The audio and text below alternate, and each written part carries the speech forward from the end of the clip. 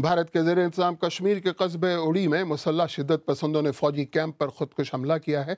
इसमें भारतीय फौज के बकौल एक सीनियर अफसर समेत 8 फौजी, 3 पुलिस एहलकार और 6 शिद्दत पसंद मारे गए। ये वाक़या उड़ी के मुड़ा गांव में लाइन ऑफ कंट्रोल के करीब पेश आया।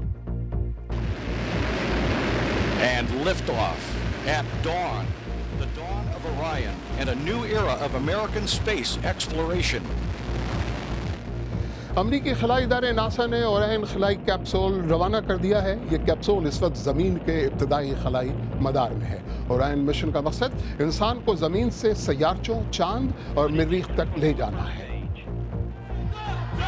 न्यूयॉर्क में सियाह-फाम शख्स एरिक गार्नर को हलाक करने वाले सफेद फाम पुलिस वाले पर मुकदमा न चलाने के अदालती फैसले के खिलाफ दूसरे दिन भी मुजाहिरे जारी रहे। हजारों की तादाद में लोगों ने न्यूयॉर्क की सड़कों को बंद किए रखा। मेयर न्यूयॉर्क बिल ब्लेजर ने शहर के 22,000 पुलिस वालों की दोबारा ट्रेनिंग का ऐलान किया है। जनूबी अफ्रीका के साबिक सदर नेल्सन मंडेला की पहली बरसी के मौके पर पूरे मुल्क में यादगारी तकारीब का इनेकाद किया गया।